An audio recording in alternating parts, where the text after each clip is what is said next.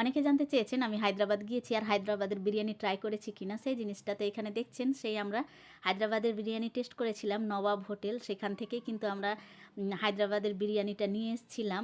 Actually আমাদের না সেই এতে রেস্টুরেন্টে গিয়ে খাওয়ার কথা ছিল, কিন্তু আমার না একটুখানি রাগ অভিমানের কারণে আমি সেই দিন গিয়েছিলাম না। ওরা আর কি গিয়ে খেয়ে এসেছিলো, আর এটা তার পরদিন আমার জন্য ও পার্সেল করে নিয়ে এসেছে মাস্টারমশাই। আমরা এখন রুমের মধ্যে খেয়ে নিচ্ছি। এরকমটা এর আগের দিন একটা ওরা খেয়ে এসেছে, আর এটা আমার জন্য নিয়ে এসেছে। এই যে প্যাকেজটা দেখছেন, এটা কিন্তু আপনার এই ছোট্ট একটা প্যাকেজেরই দাম 450 টাকা। আর তার বাইরেও কিন্তু আছে একটা প্যাকেজ রয়েছে যেটা আপনার 650 টাকার মতো আছে, আর একটা যেটা থালি আর কি থাকে ফ্যামিলি থালি, সেটা হচ্ছে আপনার 1000 টাকার মধ্যে পড়ে যায়। তো আমরা ফ্যামিলি থালিটাই নেব এরকম পরিকল্পনা করেছিলাম, বাট এই তো রাগ অভিমানের কারণে ফ্যামিলি থালিটার অর্ডার করা হয়নি। এখন 2 পার্টে আমরা কিন্তু খেয়ে নিয়েছি। ওরা একদিন জিজু সালা খেয়ে এসেছে, আর এটা আমরা মা ছেলের জন্য পার্সেল করে আর কি রুমে নিয়ে চলে এসেছিলো, তো সেই দিন আমরা খেয়ে নিয়েছিলাম। এই তো দেখছেন এখানে সাথে আপনার রায়তা দিয়েছে, আর সাথে একটা গ্রেভি টাইপের কিছু একটা দিয়েছিল, জানি না ওদের এটা কী, বাট খেতে মোটামুটি ছিল। বিসমিল্লা বলে আমি একটুখানি টেস্ট করে দেখছিলাম, যে এত যখন নাম যে হায়দ্রাবাদের বিরিয়ানি এত টেস্ট, হ্যাঁ ছিল, বেশ ভালোই টেস্ট ছিল।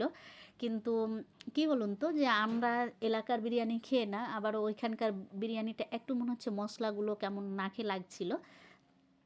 তারপরেও বেশ ভালোই ছিল, আর মাটনটা মোটামুটি ছিল। মাটনটাতে না অনেক বেশি মশলা লাগানো ছিল, মানে উপর থেকে যেমন বেসন লাগানো, বেসনের একটা পুর লাগানো থাকে, ওই রকম একটু মাটনটা লাগছিল। মাটনটা মোটামুটি লাগছিল, বাট বিরিয়ানিটা বেশ ভালোই ছিল।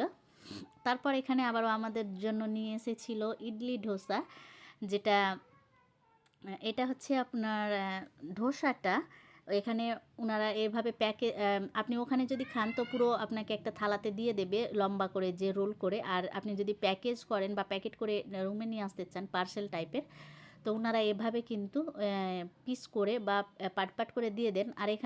আর এইগুলোকে কি যেন বলে, সাম্বার চাটনি। এটা হচ্ছে আপনার চীনা বাদাম, তারপর নারকেল দিয়ে যেই সাদা চাটনিটা সেইটা, আর ওইটা ছিল আর কি সাম্বার, বেশ ভালো লাগছিল। তারপর হায়দ্রাবাদ গিয়েছি, আর হায়দ্রাবাদের ইরানি চা খাবো না তা কি কখনো হয়। দেখুন ইরানি চাটা কেমন করে তৈরি করে, সেটাই আপনাদের সাথে একটুখানি শেয়ার করছিলাম। এখানে ওনারা একটা বড় বড় পাতিলে দুধটাকে গরম করে নিচ্ছে, আর দুধটা অনবরত কিন্তু জাল দেওয়ার কারণে আর কি ওইটা কিন্তু স্মোকি ভাব চলে আসে সেই দুধটাতে। দুধ পুড়ে যাওয়ার যে একটা মানে সুইট একটা সুগন্ধ বা স্মেল থাকে না, সেই জিনিসটাই কিন্তু ছিল এই চাটাই।